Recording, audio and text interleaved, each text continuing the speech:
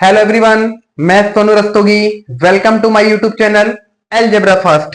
देखिए स्टूडेंट्स, इससे पहले मैं प्रोबेबिलिटी से रिलेटेड 2 वीडियो लेक्चर बना चुका हूं। आप पहले उस वीडियो को अच्छे से वॉच कर लीजिए, फिर आपको ये वाला लेक्चर बहुत अच्छे से समझ में आएगा। आज का हमारा टॉपिक है प्रोबेबिलिटीज का।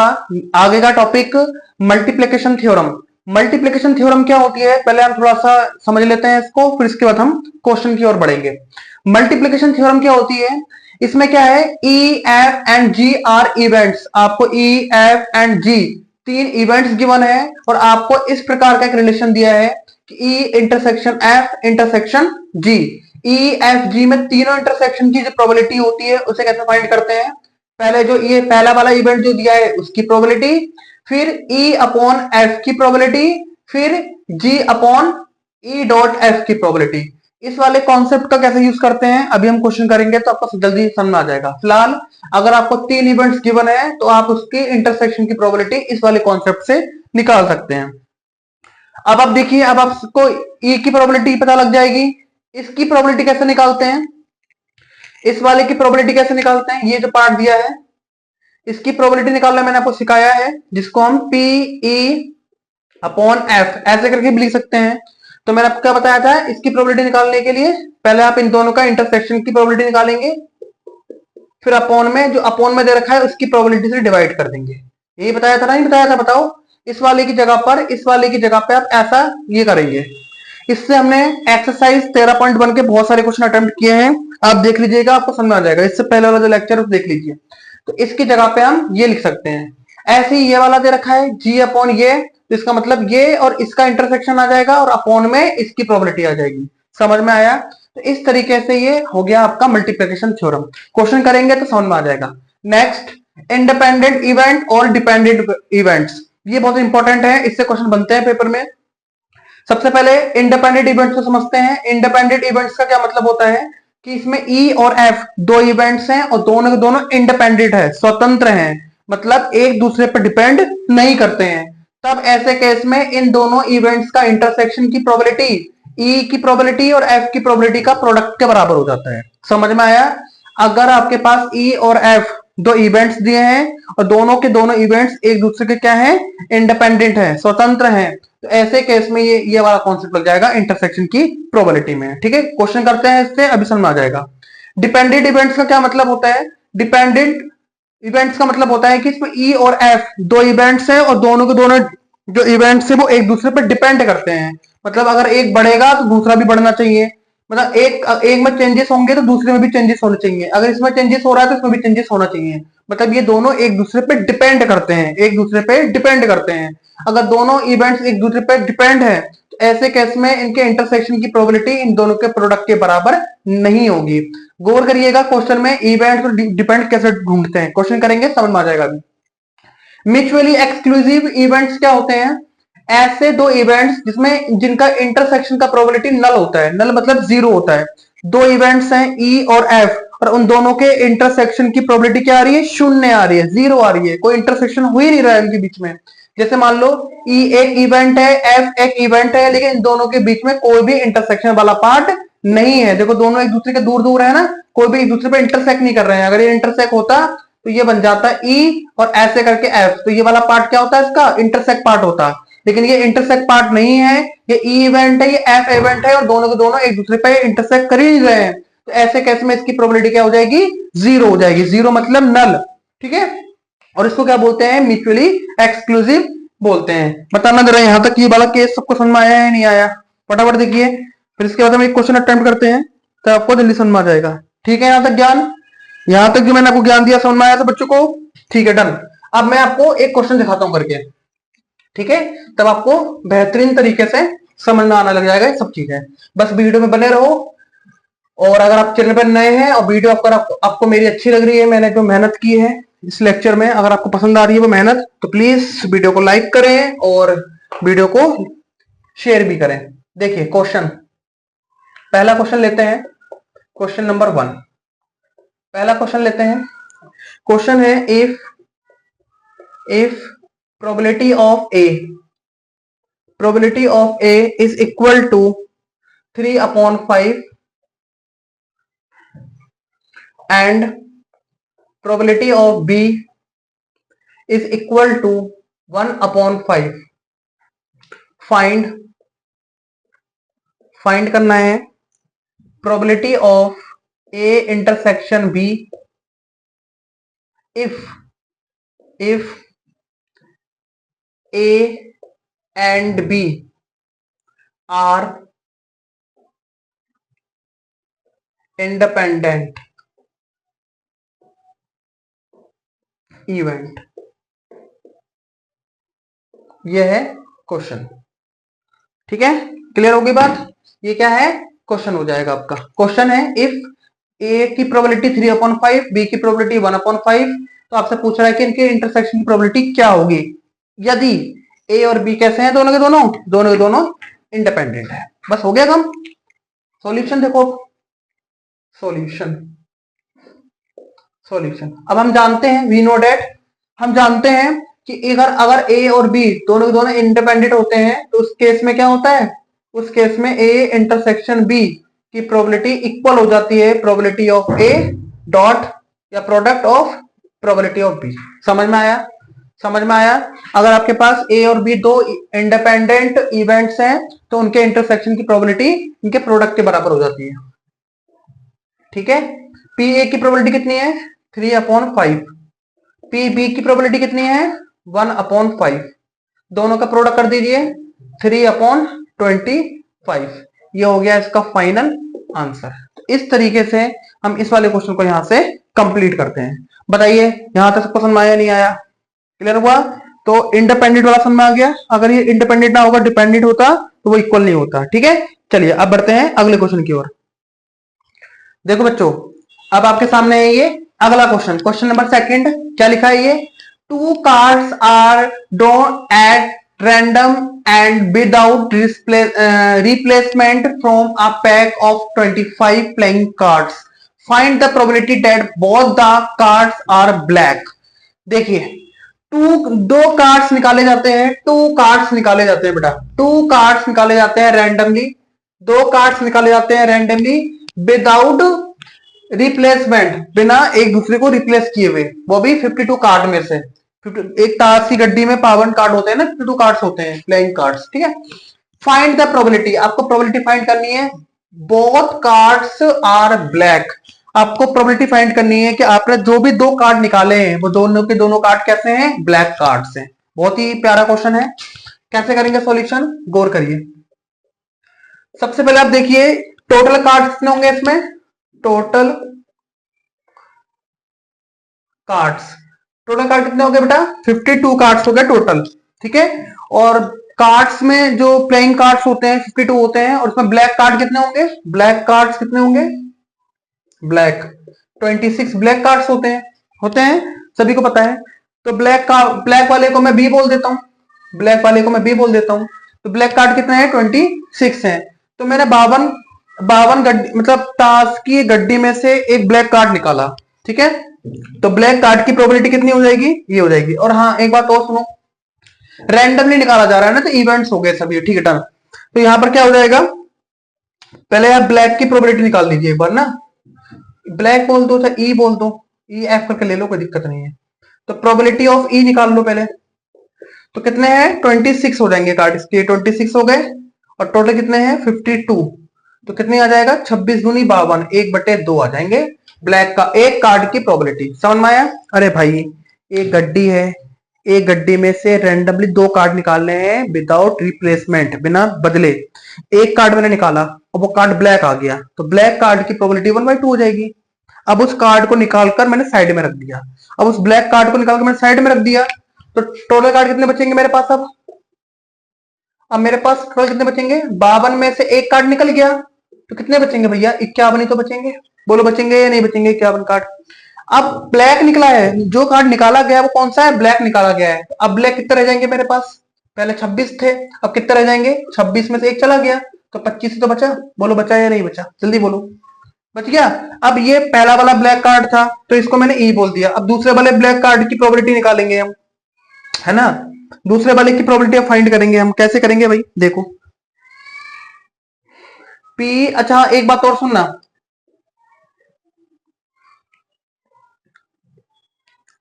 ठीक है। ई अपॉन एफ, हाँ ब्लैक पे डिपेंड कर रहा है ना, ये वाला काम कम कर दो इसमें।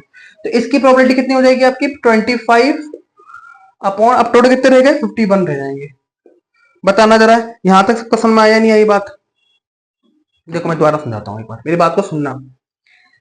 एक ताश की गड्डी में से 2 कार्ड निकालने हैं, टोटल कार्ड होते हैं 52, ब्लैक हो गया 26। एक कार्ड निकाला 26/52, 26×52, 1/2 आ गई ब्लैक कार्ड की, ठीक है। अब एक कार्ड को निकाल के मैंने साइड में रख दिया, कितने बचे 51, कितने बचे 25। अब ये अपॉन क्यों आया है इसमें? अपॉन इसलिए आया है बच्चों क्योंकि अगर हम किसी भी ताश की गड्डी में या किसी भी इवेंट्स में एक को निकालकर उसकी प्रोबेबिलिटी को साइड में कर देते हैं, जो बाकी जो बचेगा, बाकी जो बच रहे हैं वो रेशो में आ जाएगा। समझ में आया? और वो भी ब्लैक पे डिपेंड कर रहा है, इसलिए ब्लैक वाला नीचे आ जाएगा। समझ में आया? तो ये हो गई इस दूसरे वाले कार्ड की प्रोबेबिलिटी, जो इस तरीके से बनेगी 25/21, और ये वाली कितनी हो जाएगी 1/2 हो जाएगी, ठीक है। अब सुनो, अब ये बोल रहा है कि find the probability that both the cards are black. अब इसकी क्या प्रोबेबिलिटी है कि आपने जो दोनों के दोनों कार्ड निकाले हैं वो कार्ड ब्लैक हैं। अब आ जाओ इधर, ये वाला पार्ट मिटा दो। अब आपको इसकी प्रोबेबिलिटी बतानी है कि दोनों कार्ड जो निकाले गए हैं वो ब्लैक हैं, तो इंटरसेक्शन हो जाएगा। तो देखो ये वाला फॉर्मूला लगा दो, P E upon F is equal to P E intersection F upon, sorry यहाँ पर ई आ जाएगा और यहाँ पर एफ आ जाएगा, ब्लैक कार्ड की बात कर रहा हूं ना मैं, तो अपॉन ई, ठीक है। इसकी प्रोबेबिलिटी कितनी हो गई 25/51। इंटरसेक्शन वाली की प्रोबेबिलिटी मुझे फाइंड करनी है। ई की प्रोबेबिलिटी कितनी हो गई, ई की प्रोबेबिलिटी 1/2 हो गई। ये इधर मल्टीप्लाई करेगा, ये इधर मल्टीप्लाई करेगा, तो यहां पर कितना हो जाएगा P E intersection F upon, ये इधर मल्टीप्लाई करेगा तो 25/51 इंटू 1/2, ठीक है। ठीक है, तो यहां पर कितना मिला आपको प्रोबेबिलिटी बेटा, बताना जरा। तो यहां मिल जाएगा, मल्टीप्लाई कर दो 52/102, 102, ये आ गया इसका फाइनल आंसर। बताइए समझ में आई बात या नहीं आई? ये वाला क्वेश्चन बहुत बढ़िया बढ़िया क्वेश्चन है, और ऐसे क्वेश्चन पूछ लेते हैं पेपर में, समझो इसको एक बार। अरे यार तेरे समझ नहीं आता क्या एक बार में? सिंपल सी बात है, ताश की गड्डी में से पहला कार्ड ब्लैक कार्ड निकाला जिसकी प्रोबेबिलिटी 1/2, उस कार्ड को निकाल के बाकी साइड में रख दिया। अब बाकी जो कार्ड बचे हैं ब्लैक, जो 25 कार्ड बचे हैं वो ब्लैक वाले पे डिपेंड कर रहे हैं, इसलिए वो ई एफ अपॉन ई हो गया, और उसकी प्रोबेबिलिटी 25/51 हो गई। दोनों का प्रोडक्ट करके क्या आंसर आ जाएगा? देखो यहां तक, और बताओ समझ में आई बात या नहीं आई? समय बहुत कम है बेटा, तो थोड़ा समझने की जल्दी कोशिश करें, ठीक है। डन, चलिए अब बढ़ते हैं हम अगली क्वेश्चन की ओर। देखिए स्टूडेंट्स, अब आपके सामने ये थर्ड क्वेश्चन क्या कह रहा है? A box of oranges is inspected by examining 3 randomly selected orange, है ना, drawn without replacement if all the 3 oranges are good. देखो मैं आपको समझा रहा हूं, एक बॉक्स है जिसके अंदर ऑरेंजेस रखे हुए हैं, और उसमें से 3 रैंडमली ऑरेंज क्या करा जाते हैं, सिलेक्ट किए जाते हैं, ठीक है, और निकाले जाते हैं, ठीक है, विदाउट रिप्लेसमेंट, बिना बदले निकाले जाते हैं। If all the 3 oranges are good, है ना, 3 के 3 ऑरेंज कैसे होने चाहिए, सही होने चाहिए, गुड होने चाहिए। The box approved for sale. हाँ देखो, एक बॉक्स है जिसके अंदर ऑरेंजेस भरे हुए हैं, और एक जो है उसको जांच करने वाला व्यक्ति आया है, वो रैंडमली उस बॉक्स में से ऑरेंजेस निकालता है। तो रैंडमली 3 ऑरेंज वो निकालेगा उस डिब्बे में से।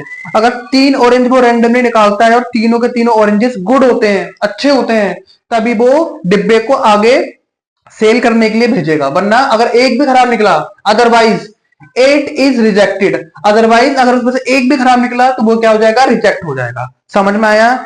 संतरे का एक डिब्बा है, और उस डिब्बे में से रैंडमली 3 संतरे निकाले जाते हैं, और बिना रिप्लेसमेंट 3 जो ऑरेंजेस निकाले जाते हैं, उसमें से अगर तीनों के तीनों सही हुए तभी वो डिब्बे को आगे भेजा जाएगा, उस बॉक्स को आगे भेजा जाएगा, जिससे वो सेल हो सके। लेकिन अगर वो 3 रैंडमली निकाले गए हैं और उसमें से एक भी खराब निकला, तो वो वहीं के वहीं क्या हो जाएगा, रिजेक्ट हो जाएगा। समझ में आया? फिर find the probability that a box containing 15 oranges out of which 12 are good and 3 are bad ones will be approved for sale। तो आपको क्या निकालनी है? आपको प्रोबेबिलिटी फाइंड करनी है कि उसमें से 15 ऑरेंजेस हैं जिसमें से 12 ऑरेंजेस सही है और 3 ऑरेंजेस क्या है? गलत है, तो जिससे वो आगे सेल करने के लिए अप्रूव हो जाए। ठीक है, तो इसकी क्या निकालनी है? तुम्हें प्रोबेबिलिटी निकालनी है। बहुत ही अच्छा क्वेश्चन है, इस पे इंपॉर्टेंट लगा लेना भाई। और ऐसे क्वेश्चन पेपर में पूछे जाते हैं। थोड़ा सा क्वेश्चन बड़ा हो गया है, स्पेस कम है, तो अभी मुझे ऊपर वाला क्वेश्चन को मिटाना पड़ जाएगा। ठीक है, चलिए सबसे पहले कैसे करेंगे? लेट, एक काम करते हैं, जो 3 ऑरेंजेस है, लेट 3 ऑरेंजेस है उसको मैं G1 G2 G3 मान लेता हूं। R G1 G2 and G3। तो 3 ऑरेंजेस है, उसको मैंने क्या मान लिया? G1 G2 और G3 मान लिया। ठीक है, पहले हम क्या करते हैं, देखो यहां पर गुड गुड ऑरेंजेस कितने हैं? गुड ऑरेंजेस कितने हैं बताइए? 15 गुड हो गए ना? हाँ 15, सॉरी टोटल 15 है, सॉरी टोटल ऑरेंजेस कितने हो गए? टोटल टोटल ऑरेंजेस हो गए 15, जिसमें से गुड कितने हैं? गुड ऑरेंजेस कितने हैं? गुड ऑरेंजेस हो गए 12। ठीक है, और बैड ऑरेंजेस कितने हो गए? यहां दिख रहा है क्या? बैड ऑरेंजेस कितने हो गए? 3 हो गए बैड। जरा मैं एक बार चेक कर लूं, नीचे वाला छुप तो नहीं रहा है? नहीं छुप रहा है, बिल्कुल ठीक है, परफेक्ट। ठीक है, तो 3 ऑरेंजेस में से 3 ऑरेंजेस को मैंने G1 G2 3 मान लिया। टोटल ऑरेंज 15 हो गए, गुड 12 हो गए और बैड 3 हो गए। क्या क्वेश्चन आपको समझ में आ गया सब बच्चों को? क्वेश्चन मिटा दो बेटा। क्वेश्चन मिटाने से थोड़ा सा स्पेस हो जाएगा, जो चीज मुझे चाहिए तो वो मैंने लिख दी यहाँ पर। ठीक है, अब क्वेश्चन को मैं मिटा देता हूँ, क्योंकि क्वेश्चन तो आपको किताब में मिल गया होगा ये वाला, और मैंने समझा भी दिया कि क्वेश्चन है क्या। ठीक है, चलो अब स्पेस मिल गया, अब करते हैं इस क्वेश्चन को। अब देखो, सबसे पहले आफ्टर 1 ऑरेंज, पहले एक ऑरेंज निकाल के बाद निकालते हैं, है ना? आफ्टर 1 ऑरेंज, एक ऑरेंज निकाला जाता है ना? एक ऑरेंज निकाला जाता है और वो कैसा है? गुड है। वो ऑरेंज कैसा है? गुड ऑरेंज है। ठीक है, तो है ना, एक ऑरेंज निकाला जाता है। ऐसे कर लें क्या पहले? नहीं नहीं, आफ्टर इसके बाद जाएगा, सॉरी सॉरी, पहले एक गुड ऑरेंज निकाल लेते हैं, पहले इसकी प्रॉपर्टी निकाल लेते हैं ना। G1 मतलब पहले ऑरेंज, G1 का मतलब पहला ऑरेंज हो गया। तो गुड कितने हैं? गुड है 12, और टोटल कितने हैं बेटा? 15। तो 12/15 हो जाएगा। इसे काटूंगा मैं, 3 चौक 12 और 3 पंजे 15, 4/5 आ जाएगी प्रोबेबिलिटी पहले वाले की। ठीक है, चलो अब लिखो आफ्टर वाला। आफ्टर 1 ऑरेंज, है ना, एक ऑरेंज निकाला जाता है। एक और अब देखो, पहला ऑरेंज निकाला, और वो पहला का पहला ऑरेंज कैसा हो गया? सही हो गया, गुड ऑरेंज हो गया। गुड ऑरेंज हो गया तो उसकी प्रोबेबिलिटी कितनी होगी? 4/5। अब दूसरा ऑरेंज निकालेंगे, एक निकाल के साइड में रख दिया, अब दूसरा निकाल रहे हैं। देखो ये कार्ड वाला बात आ गया, नहीं आ गया? जैसे हमने कार्ड में एक ब्लैक कार्ड को निकाल के रख दिया था, फिर दूसरे पे आ गए थे तो हमने अपॉन लेके किया था, वैसे ही हमने एक सही वाले ऑरेंज को निकाला, साइड में रख दिया। अब एक एक कम हो जाएगा इनमें से, है ना, एक के बाद। तो क्या हो जाएगा यहाँ पर? यहाँ पर हो जाएगा G2, मतलब दूसरा ऑरेंज निकाल रहा हूं ना मैं, G2 अपॉन G1, पहले वाले के रिस्पेक्ट में निकाल रहा हूं ना। पहला वाला सही है तो उसके रिस्पेक्ट में निकाल रहा हूं। अगर पहला वाला ही खराब हो जाता तो दूसरा वाला फिर, अरे यार डिब्बे में से पहले ही ऑरेंज खराब निकल जाता तो दूसरा निकालने की जरूरत ही नहीं पड़ती, लेकिन पहला वाला सही निकला है तभी तो दूसरा वाला निकाल रहे हैं। तो दूसरा वाला पहले वाले ऑरेंज पर सही डिपेंड नहीं कर गया। अरे पहला वाला ऑरेंज सही है तभी तो दूसरा निकालेंगे, अगर पहला वाला ही खराब निकल जाता तो दूसरा निकालने की जरूरत ही नहीं पड़ती। वैसे ब्लैक कार्ड में से जो दूसरा कार्ड मैंने निकाला है वो अगर ब्लैक नहीं होता तो भाई, मतलब पहला कार्ड अगर ब्लैक नहीं निकलता तो दूसरा निकालने की भी जरूरत ही नहीं पड़ती। समझ में आया? इसलिए यहाँ पर G1 G2 अपॉन G1 आया। G1 क्यों आया नीचे? क्योंकि G2 G1 पे डिपेंड कर रहा है, क्योंकि ये सही निकला है तभी ये निकल रहा है। समझ में आई बात? चलो एक एक कम कर दो, तो टोटल कितने हो जाएंगे? टोटल बचेंगे हमारे पास 14, और गुड कितने बच जाएंगे? 11। तो कितना हो जाएगा? 11/14 हो जाएगा। जल्दी बोलो, बात समझ में आई या नहीं आई? ठीक है, चलो अब अगेन आफ्टर, या सेकंड ऑर्डर कर दो, आफ्टर सेकंड ऑर्डर ना, सेकंड ऑर्डर कर दो या ऑरेंज ऑरेंज कर दो ना, ऑरेंजेस। सेकंड के लिए क्या करेंगे? अब देखो सेकंड के लिए यहां पर आ जाएगा G3 upon G1 G2, G1 G2। अब यहाँ कितने बचेंगे, अब यहाँ 10 बचेंगे, है ना। अब यहाँ कितने बचेंगे, यहाँ पर 14 में से 13 बचेंगे। तो ये आ गया G1, ये आ गया G2 का, ये आ गया G3 का। बोलो यहाँ तक बात समझ में आ गई, नहीं आ गई? ठीक है, चलो अब इसमें हम कौन सा कॉन्सेप्ट लगाएंगे, मल्टीपल वाला, जो मैंने आपको पहला थ्योरम लिख के दिया था मल्टीपल थ्योरम, वो वाला कॉन्सेप्ट लगाएंगे यहाँ पर हम। ठीक है, तो देखो मल्टीपल थ्योरम क्या बोलती थी, वही आ जाएगा इसमें, P G1 intersection G2 intersection G3 is equal to, पहले 1 वाली की प्रोबेबिलिटी P G1 डॉट, फिर G2 वाले की, तो कैसे निकालेंगे, P G2 अपॉन G1, फिर तीसरे वाले की probability of G3 upon G1 G2। जल्दी बताओ, बात समझ में आ गई, नहीं आ गई? क्या बोल रहे हो, दोबारा समझाऊं? एक डिब्बे में टोटल संतरे 15 हैं, जिसमें से 12 सही हैं और 3 खराब हैं।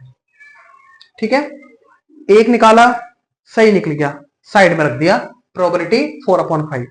फिर दूसरा जो संतरा निकाला जा रहा है वो पहले वाले संतरे पर डिपेंड कर रहा है, क्योंकि पहला वाला सही है तभी तो हम दूसरा निकाल रहे हैं। अगर पहला वाला ही गलत हो जाता तो दूसरा निकालने की मुझे जरूरत ही नहीं पड़ती। ठीक है, रिजेक्ट, डिब्बा रिजेक्ट हो जाता वो। तो दूसरा वाला डिपेंड कर रहा है G1 पे। अब दूसरा वाला भी सही निकल गया, तो तीसरा वाला इन दोनों पे डिपेंड कर रहा है, क्योंकि पहला वाला सही था, दूसरा वाला सही था, इसलिए तीसरा वाला निकला। अगर चौथा बोलता तो G1 G2 G3 ऐसे बढ़ते रहती सीरीज। ये बन गया फॉर्मूला। अगर यहाँ 3 इंटरसेक्शन की जगह पर 4 इंटरसेक्शन होते तो पहले G1 का, फिर G1 G2 का, फिर G1 फिर G2 G3 का, फिर G3 G1 G2 G3 फिर G4 का, ऐसे करके बनते रहती है सीरीज। ठीक है, आई थिंक समझ में आ गया होगा। अब G1 की वैल्यू कितनी है, 4/5। अगर समझ में नहीं आया तो कमेंट करना भाई। इसकी कितनी हो जाएगी, 11/14 है ना। इसकी कितनी हो जाएगी, 10/13। ठीक है, इसे कैलकुलेट करो, 5 से काटो, 5 दूनी 10, फिर 2 से काटो, यहाँ 7 आ जाएगा। आ गया, ऊपर कितना आ जाएगा, 44, और नीचे कितना आ जाएगा, 91। ये आ गया इसका फाइनल आंसर। इस तरीके से हम ये वाला क्वेश्चन यहां से कंप्लीट करते हैं। इस वाले क्वेश्चन को ध्यान से पढ़ लेना बेटा, इंपॉर्टेंट क्वेश्चन है, पेपर में पूछा गया क्वेश्चन है ये। और वीडियो अगर समझ में नहीं आई है, थोड़ा सा पीछे कर लो और ध्यान से समझने की कोशिश करो, तभी आपको बेटर समझ में आएगा, वरना भैया समझ में नहीं आने वाला। ठीक है, क्लियर हुआ? क्लियर हुआ सब बच्चों को? समझ में आया? चलो ठीक है, अब बढ़ते हैं हम अपने अगले क्वेश्चन की ओर। देखिए बच्चों, अब आपके सामने आता है ये अगला क्वेश्चन। इंपॉर्टेंट क्वेश्चन है ये भी, और ये भी पेपर में पूछा गया है। A fair coin and an unbiased die are tossed, let A be the event, head appears on the coin. समझना मेरी बात को ध्यान से। एक कॉइन है जो, एंड एन अनबेस्ड डाई, और एक मतलब एक कॉइन है और एक डाई है, लूडो का पासा टाइप का, उनको उछाला जाता है। एक पासा है, एक कॉइन है, दोनों को टॉस किया जाता है। Let A be the event, A पे जो घटना आ रही है वो क्या है, हेड। अगर उस पर हेड आती है तो ऑन द कॉइन, है ना, मतलब हेड आ रहा है ना, अपेयर ऑन द कॉइन। ठीक है, हाँ।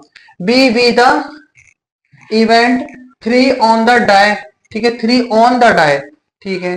Check whether A and B are independent events और नॉट।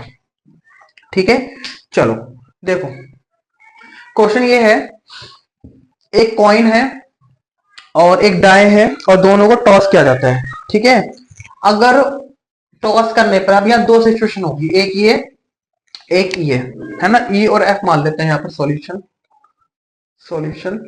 इसमें एक ई इवेंट हो गया और दूसरा एक एफ इवेंट हो गया।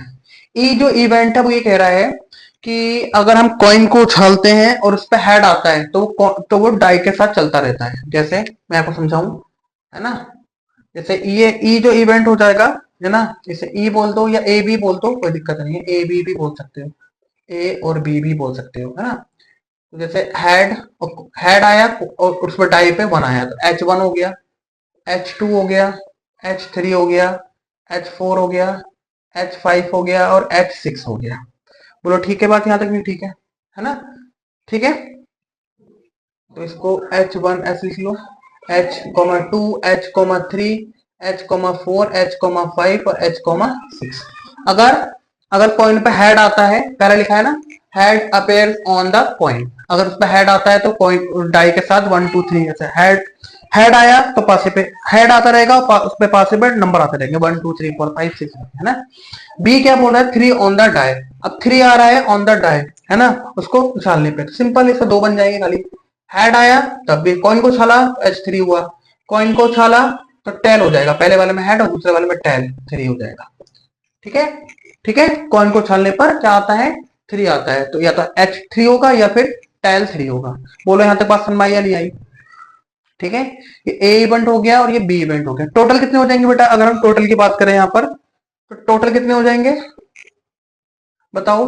देखो हेड के साथ 6 आ गए और H6 टेल के साथ भी आ जाएंगे, तो टोटल हो जाएंगे 12 होंगे ना।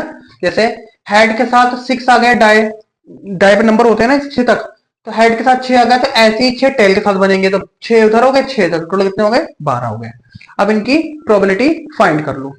ठीक है, और ये इवेंट है या नहीं वो चेक कर लो। इवेंट चेक करने के लिए क्या करते हैं, इवेंट चेक करने के लिए ये वाला फॉर्मूला बताया था ना मैंने आपको, A intersection B is equal to P A dot P B, है ना। ये चीज इवेंट जो है वो इंडिपेंडेंट है या नहीं है वो चेक करने के लिए मैंने आपको ये वाला बताया था। अगर राइट साइड लेफ्ट साइड के बराबर आ रहा है तो ये इंडिपेंडेंट है, वरना नहीं है। चलो चेक करते हैं। सबसे पहले इंटरसेक्शन, इसमें और इसमें क्या इंटरसेक्ट आ रहा है, इसमें और इसमें इंटरसेक्ट आ रहा है H3, केवल एक ही इंटरसेक्ट आ रहा है H3, है ना। तो देखो केवल एक ही आ रहा है ना, ए इंटरसेक्शन बी, इसमें केवल यही तो कॉमन आ रहा है H3, यही कॉमन आ रहा है, तो इसकी प्रोबेबिलिटी क्या हो जाएगी, ए इंटरसेक्शन बी, ये एक है और टोटल कितने हैं 12, तो प्रोबेबिलिटी कितनी आ गई 1/12। समझ में आया। अब यहाँ पुट करो, इसकी प्रोबेबिलिटी कितनी हो गई 1/12। पी ए में कितने हैं, ए में 6 है और टोटल कितने हैं 12, ठीक है, इंटू बी, बी में कितने हैं 2 और टोटल कितने हैं 12। समझ मारी बात। यस सर, तो 1/12 हो जाएगा। 6 दूनी 12, 2 छिंग 12, तो ऊपर 1 2, 6 दूनी 12, देखो दोनों कैसे आ गए बराबर। दोनों बराबर आने का मतलब क्या हुआ कि ये वाला इवेंट कैसा है ना, ये वाला क्या है इंडिपेंडेंट इवेंट हो जाएगा। ये क्या हो जाएगा इंडिपेंडेंट। अगर मान लो ये दोनों आपस में बराबर नहीं आते तो ये क्या बन जाते हैं, डिपेंडेंट बन जाते हैं। आई थिंक मुझे लगता है ये इंडिपेंडेंट और डिपेंडेंट वाला कॉन्सेप्ट आपकी भेजे में बहुत अच्छे से समझ में आ गया होगा। यस या नो जल्दी बोलिए, है बच्चों। ठीक है, तो ये इस प्रकार से ये वाला क्वेश्चन यहां से कंप्लीट होता है। बताइए कोई दुख तकलीफ किसी को नहीं होगी। चलिए अब बढ़ते हैं अगले क्वेश्चन की ओर। देखिए बच्चों, ये आपके सामने अगला क्वेश्चन काफी इंपॉर्टेंट क्वेश्चन है, इस पे इंपॉर्टेंट लग लेना भाई।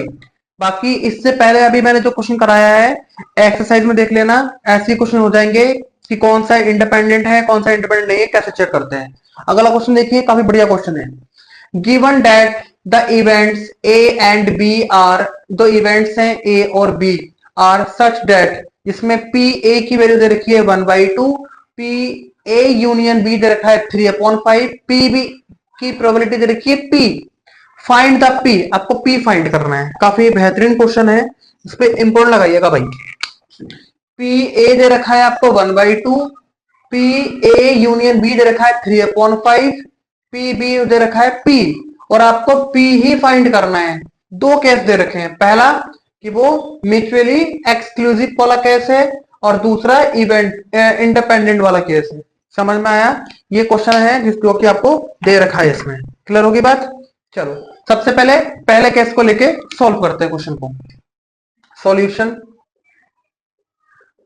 म्यूचुअली एक्सक्लूसिव वाला कैसे करेंगे, देखो नंबर वन म्यूचुअली एक्सक्लूसिव वाले कॉन्सेप्ट देखिए। अगर आपको यूनियन दे रखा है तो P A union B, P A union B is equal to P A plus P B. ये वाला कॉन्सेप्ट मैंने आपको बताया नहीं था, क्वेश्चन में आ गया है, समझ लो एक बार अच्छे से। अगर आपको किसी क्वेश्चन में यूनियन की प्रोबेबिलिटी दे रखी है और म्यूचुअली एक्सक्लूसिव वाला केस दे रखा है, तो जो यूनियन होगा वो P A plus P B के बराबर हो जाएगा। समझ में आया। ये सारी बातें नोट कर रखना बेटा नोट्स में, लास्ट टाइम पे बहुत याद देंगी कि P A union B P A plus P B के बराबर हो जाएगा। इसकी वैल्यू कितनी दे रखी है 3/5, तो ये हो जाएगा 3/5। ये कितना हो जाएगा 3/5। पी ए की प्रोबेबिलिटी कितनी है 1/2, पी बी की वैल्यू कितनी है पी। क्लियर होगी बात। इसको इधर रिमूव कर दो तो ये बन जाएगा P is equal to 3/5 minus 1/2। ठीक है, तो इधर आ जाइए, इधर आ जाइए। तो P इज इक्वल टू, इसे सॉल्व करो बेटा। 5 और 2 का एलसीएम कितना हो गया? 10। तो यहाँ 5 दूनी 10 हो जाएगा, मतलब 6। यहाँ पर 2 पंजे 10 मतलब 5। तो यहाँ पर P की वैल्यू कितनी आ जाएगी? 1/10। ये आ गया आपका इसका आंसर। तब जब वो म्यूचुअली एक्सक्लूसिव होगा। ठीक है, तो म्यूचुअली एक्सक्लूसिव वाले केस में आपकी P की वैल्यू कितनी आ गई? 1/10 आ गई। बताना जरा, कोई रॉकेट साइंस था ये? बोलो। मुझे तो नहीं लगता कोई रॉकेट साइंस है ये, सिंपल कॉन्सेप्ट है बस ये। अब आ जाओ इंडिपेंडेंट वाला। इंडिपेंडेंट वाला पता ही होगा सब बच्चों को, मिटा दिए वाला। ठीक है, समय थोड़ा कम है इसे थोड़ा स्पीड से पढ़ा रहा हूँ, आई थिंक आपको समझ भी आ रहा होगा। इंडिपेंडेंट क्या है? अगर नहीं आता है, कुछ भी प्रॉब्लम होती है तो कमेंट करिए। इंडिपेंडेंट वाला केस में क्या होता है? इसमें होता है P A intersection B is equal to PA dot PB। बोलो, होता है या नहीं होता है ना? इंडिपेंडेंट ये कैसे होता है? अब इसमें इंटरसेक्शन की बात कर रहा है, इंटरसेक्शन तो है ही नहीं मेरे पास, यूनियन है। तो लेकिन तो आपको याद होगा, मैंने आपको एक फॉर्मूला बताया था, याद होगा आपको, A intersection B is equal to probability of A plus probability of B minus probability of A union B। ऐसा एक रिलेशन पढ़ा होगा आपने 11th क्लास में। जल्दी बोलो, पढ़ा है या नहीं पढ़ा है? दिख रहा है कोने वाला? जरा देख लो मैं एक बार। दिख तो रही होगा, बिल्कुल सही दिख रहा है। तो ये वाला रिलेशन तो बच्चों ने पढ़ा है या नहीं पढ़ा है? ए इंटरसेक्शन बी का probability P A plus P B minus P A union B के बराबर होता है। तो मैं इसकी जगह पर ये वाली वैल्यू लगा सकता हूँ, लगा सकता हूँ। तो इसकी जगह पे आ जाएगा P A plus P B minus P A union B. ठीक है, इक्वल ये वाला पी ए इधर आ जाएगा, डॉट पी भी इधर आ जाएगा। क्लियर होगी बात? चलो, ये पढ़ा होगा 11th का हमने फॉर्मूला वाला ना, जो लिखा था मैंने अभी यहाँ पर। ठीक है, अब वैल्यू पुट कर दो बस। अब यहां से आप क्या निकाल सकते हैं? अब आपको सारी वैल्यू पता है, बस पुट कर दो। पी ए की वैल्यू कितनी है? 1/2। पी बी कितना है? पी माइनस यूनियन कितना है? 3/5। पी ए कितना हो गया? 1/2। पी बी कितना हो गया? Into P. ठीक है, बहुत बढ़िया। अब इस p वाले को यहां रिमूव करो, इसको सॉल्व करो। 1/2 माइनस 3/5 इक्वल, ये मल्टीप्लाई करेगा तो p/2 माइनस का p बन जाएगा। ठीक है, बाकी काम यहां देखो। इसका एलसीएम कितना आ जाएगा? 10। 2 पंजे 10, 5 दूनी 10, 6 हो जाएगा ना? 6 हो जाएगा। ठीक है, यहां पर माइनस का p/2 बचेगा, यहां बचेगा माइनस का 1/10, यहां बचेगा माइनस का p/2। इससे ही कट गया, 2 से 10 कटेगा 5। तो p इज इक्वल टू 1/5। ये आ जाएगी इसकी प्रोबेबिलिटी 1/5। आ गया? तो अगर आपके पास इवेंट वाला केस दे रखा है तब आप प्रोबेबिलिटी ऐसे फाइंड करेंगे। जल्दी बताइए, समझ आया नहीं आया? किसी को कोई दुख तकलीफ हो तो बताइएगा। ठीक है, डन, आगे बढ़े। चलो देखिए बच्चों, अब ये हमारे सामने अगला क्वेश्चन, काफी अच्छा क्वेश्चन है, पेपर में पूछा गया क्वेश्चन है ये। क्या बोल रहा है question? If A and B are two events, A और बी दो इवेंट्स हैं, और कैसे इवेंट्स है वो नहीं बताया, इंडिपेंडेंट है डिपेंडेंट है ऐसा कुछ नहीं बताया है। तो if A and B are two events है बस, सच डेट पी ए की वैल्यू 1/4, पी बी की वैल्यू 1/2, इंटरसेक्शन 1/8, तो आपको निकालना है probability not A and not B. बस खत्म। चलो सॉल्व करते हैं। काफी अच्छा क्वेश्चन है ये भी, और पेपर में पूछा गया क्वेश्चन है, ध्यान दीजिएगा अच्छे से। A and B are two events, अभी दो इवेंट्स तो हो गए, लेकिन ये दोनों के दोनों इवेंट्स कैसे हैं वो चेक करते हैं। तो देखो यहाँ पर पहले चेक करते हैं कि ये इवेंट इंडिपेंडेंट है डिपेंडेंट है, पहले चेक करते हैं। तो क्या फॉर्मूला था? P A intersection B P A dot P B. अगर ये दोनों आपस में बराबर हुए तो वो इंडिपेंडेंट, अगर बराबर नहीं हुए तो डिपेंडेंट। इंटरसेक्शन की प्रोबेबिलिटी कितनी है? 1/8, तो यहाँ 1/8 लगा दिया।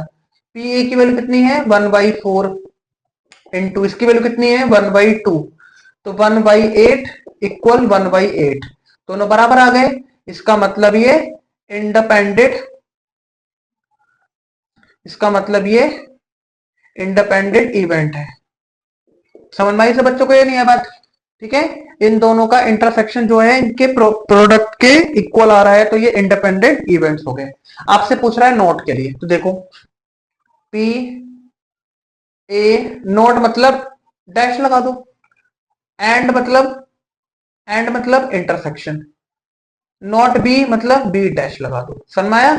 आपको 11th में आपने पढ़ा होगा, जहां एंड लिखा होता है वो इंटरसेक्शन, अगर एंड की जगह पे वो क्या लिख देता, और लिख देता, ओ आर और लिख देता, तो यहाँ पर यूनियन आना था।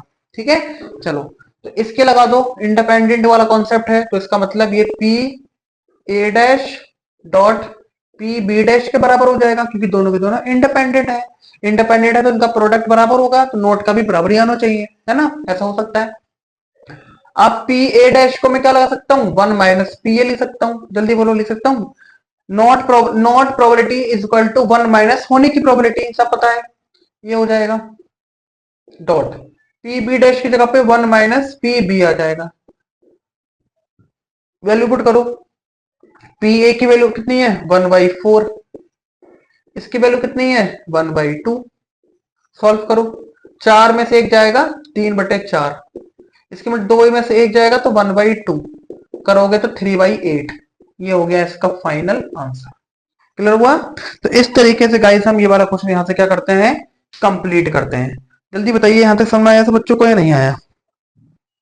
ठीक है, चलो ऐसे इसमें आप बहुत सारे क्वेश्चन दिए हैं किताब में, इसी टाइप के क्वेश्चन हैं, आप ट्राई करेंगे तो आपसे हो जाएंगे सारे क्वेश्चन। मैं एक आध क्वेश्चन और देख लेता हूं, ठीक है, और फिर हम आगे बढ़ते हैं।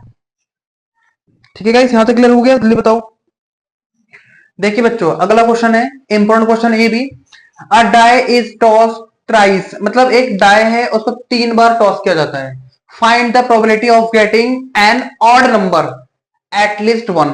ठीक है, एक डाई है उसको 3 बार उछाला जाता है, एक पासा है 3 बार उछाला जाता है, तो उसमें से एटलीस्ट ऑड नंबर आने की प्रोबेबिलिटी क्या है भाई? एटलीस्ट ऑड मतलब एक भी ऑड हो सकता है, दो भी ऑड और तीन भी ऑड करके हो सकते हैं।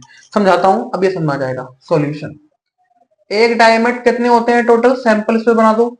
एक डाई में भाई 1 होता है, 2 होता है, 3 होता है, 4 होता है, 5 होता है, 6 होता है, 6 तक होते हैं। इसमें इवन नंबर क्या होते हैं, इसमें इवन क्या होते हैं, इवन होते हैं आपके पास 2 4 6।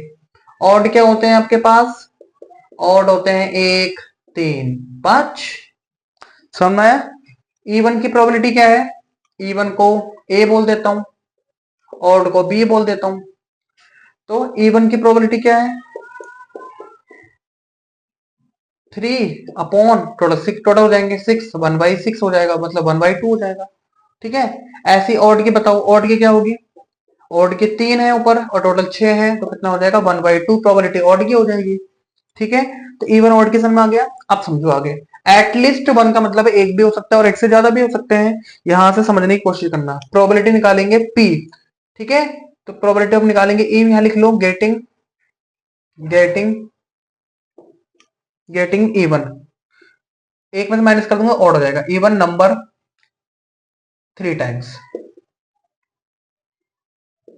इक्वल। देखो समझो, मैं पहले निकालता हूं इवन वाले की, तो एक में से माइनस कर दूंगा तो ऑड की मिल जाएगी जो मुझे निकालनी है। ठीक है, तो 3 टाइम्स मैंने क्यों बोला, क्योंकि इवन मेरे 3 ही आ रहे हैं, 3 से ज्यादा नहीं आ सकते ना, तो एटलीस्ट लिखा हुआ है यहाँ पर, ये शब्द इसका बहुत बड़ा रोल है यहाँ पर, एटलीस्ट शब्द का बहुत बड़ा रोल है भाई। एटलीस्ट लिखा हुआ है तो इवन 3 ही तो है भाई, एक हो सकता है, 2 हो सकता है, 3 हो सकता है, तो एटलीस्ट 3 टाइम तो आ ही सकते हैं इवन। ठीक है, तो ए पहले इवन की प्रोबेबिलिटी क्या है 1/2 है, 1 time into 2 time into 3 time, तो टोटल कितना हो गया 1/8, जो कि इवन नंबर की है। अब ऐसे निकाल दो ऑड की, क्वेश्चन में तो ऑड की पूछी है उसने, गेटिंग ऑड नंबर 3 टाइम्स, है ना, लिख देना 3 टाइम्स, ऑड 3 टाइम्स, क्या हो जाएगा 1 में से इवन वाले को माइनस कर दो, तो कितनी हो जाएगी 7/8, ये हो जाएगा इसका फाइनल आंसर। जल्दी बताओ, समझ में बात आई या नहीं आई? सब काफी सस्ता क्वेश्चन था ये वाला, है ना? बोलो था या नहीं था सस्ता क्वेश्चन, जल्दी बताओ, है? अरे बोलो भैया, समझ में आया? तो गाइस इस तरीके से हम ये वाला क्वेश्चन यहां से क्या करते हैं, कंप्लीट करते हैं। ठीक है, चलिए, तो आज हमने काफी क्वेश्चन कर लिए हैं इतने, बाकी हम कल देखते हैं। और हाँ, एग्जाम आपके आने वाले हैं, कल से ही स्टार्ट है एग्जाम आपके, है ना, 10th 12th के कल परसों से स्टार्ट हो जाएंगे पेपर। किसी के 23 से स्टार्ट है, किसी के 24 से, किसी के 21 से भी है स्टार्ट, है ना। तो आप लोगों को एग्जाम में कैसे तैयारी करनी है, कैसे तैयारी नहीं करनी है, किस तरह से सर हम अपने फ्रस्ट्रेशन को कम कर सकते हैं, पेपर के टाइम हम अपने नर्वसपन को कैसे मेंटेन कर सकते हैं, 3 घंटे का कैसे अच्छे से यूज करें कि जिससे हम ज्यादा से ज्यादा स्कोर कर सके पेपर में, है ना। तो इसके लिए मैं आपको एक लेक्चर बनाऊंगा और आप उस लेक्चर को ध्यान से देखेंगे तो आपको समझ में आएगा कि हमें अपने पेपर में 3 घंटे कैसे यूज करने हैं। समझ में आया? 3 घंटों को अच्छे से कैसे यूज करते हैं, कैसे नहीं करते हैं, वो सब मैंने आपको इस वीडियो में सॉरी आने वाली वीडियो में मैं आपको बताऊंगा। कल मैं एक वीडियो अपलोड करूंगा जिसमें मैं आपको ये बताऊंगा कि पेन कैसे यूज करते हैं पेपर में, 3 घंटे का यूज कैसे करते हैं, हमें किस तरीके से पेपर में कैसे कौन से क्वेश्चन पहले अटेम्प्ट करने चाहिए, कौन से क्वेश्चन बाद में अटेम्प्ट करने चाहिए, जो क्वेश्चन हमें नहीं आ रहे हैं उन क्वेश्चनों पे हम कैसे अपना माइंड लगा सकते हैं जिससे हम उन क्वेश्चनों का सही आंसर कर सकें। जिस बच्चे ने 3 घंटे अच्छे से मैनेज कर लिए वो पेपर में बहुत अच्छा स्कोर कर लेता है। इससे रिलेटेड मैं आपको बताऊंगा और आपके माइंड में अगर इससे रिलेटेड कोई क्वेश्चन होंगे तो आप मुझे कमेंट करेंगे, ठीक है, और मैं आपको बता दूंगा इसके लिए। बाकी अगर आपको मेरी वीडियो अच्छी लग रही है तो प्लीज मेरी वीडियो को लाइक करें, ज्यादा से ज्यादा लोगों को शेयर करें। अगर आप मेरे चैनल पर नए हैं तो प्लीज चैनल को सब्सक्राइब करें। और एग्जाम से पहले पहले मैं इस प्रोबेबिलिटी को एंड कर दूंगा, और भी लेक्चर हैं, ठीक है, उस लेक्चर पे मैं आप काम करिए, थोड़ा सा पढ़िए, समझिए। 20-22 में वीडियो अपलोड कर दिए, ज्यादा ही अपलोड कर दिए हैं, उसे आप देखिए और अच्छे से आप अपने पेपर में अच्छा स्कोर कर सकते हैं। तो thank you watching my video guys, bye bye.